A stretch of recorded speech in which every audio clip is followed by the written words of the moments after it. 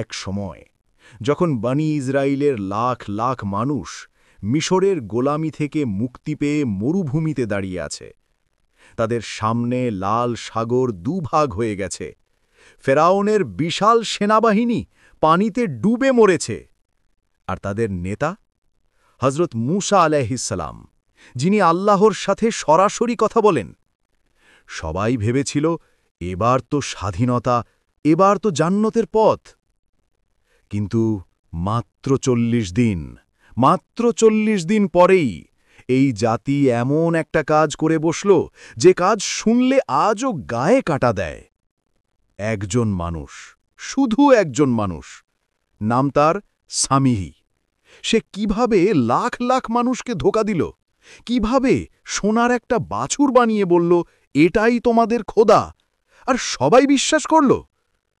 আজকে আমরা সেই ভয়ঙ্কর প্রতারণার গল্প শুনব, যে প্রতারণা আল্লাহ নিজে কুরআনে 1400 বছর ধরে সতর্ক করছেন, যাতে আমরা আর কখনো এমন ধোঁকায় না পড়ি।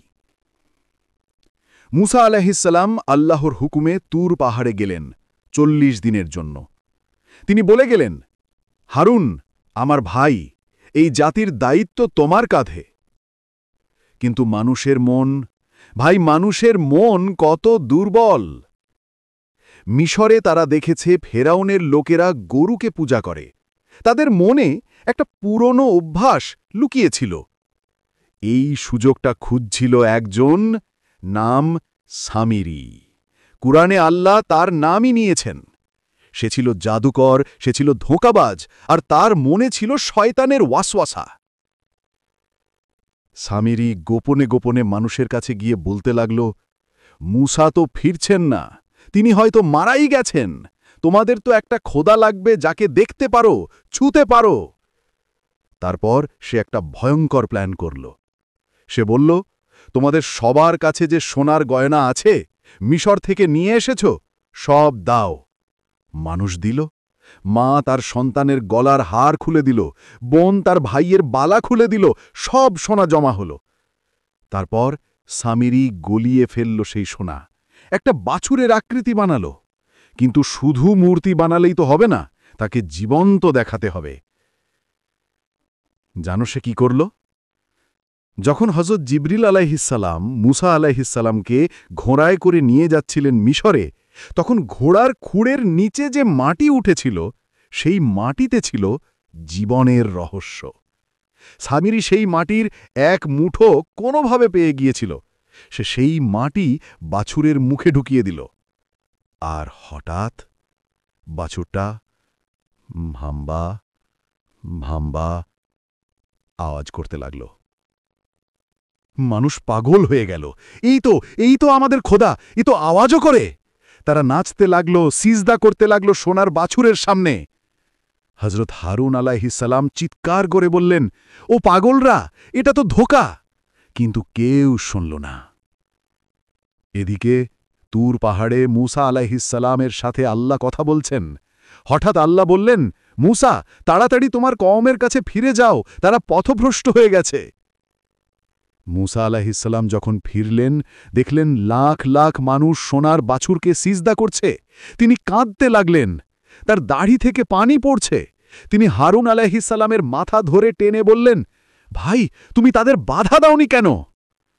হারুন কেঁদে বললেন, ভাই, আমি বাধা দিয়েছি, কিন্তু তারা আমাকে মেরে ফেলার ধমকি দিয়েছে। তারপর মুসা আলাইহিসসালাম সামিরির দিকে এগিয়ে গেলেন। হে সামিরি, এ কি করেছিস তুই? সামিরি হাসতে হাসতে বলল, আমি তো শুধু সোনা গলিয়েছি আর এক মুঠো মাটি ফেলেছি। মুসা আলাইহিসসালাম বললেন, যা, আজ থেকে তুই সমাজচ্যুত। তোর শাস্তি এই যে তুই সারা জীবন বলবি, লা মিসাস, অর্থাৎ আমাকে ছেও না, কেউ তোকে ছুতে পারবে না, কেউ তোর কাছে আসতে পারবে না। আর আখেরাতে তোর জন্য আছে জ্বলন্ত আগুন। তারপর মুসা আলাইহিসসালাম সোনার বাছুরটা পোড়ালেন, ছাই করে সাগরে ভাসিয়ে দিলেন। আর যারা এই শিরক করেছিল, তাদের তওবা করতে বললেন। কুরআনে আল্লাহ বলেন, তাদের মধ্যে কিছু লোককে বলা হলো, নিজেদের হত্যা করো, অর্থাৎ যারা শিরক করেনি, তারা যারা করেছে তাদের শাস্তি দিক। এটাই ছিল তাদের তওবার পথ। প্রিয় শ্রোতা, একজন স্বামীরই, শুধু একজন, কিভাবে লাখ লাখ মানুষকে ধোঁকা দিল?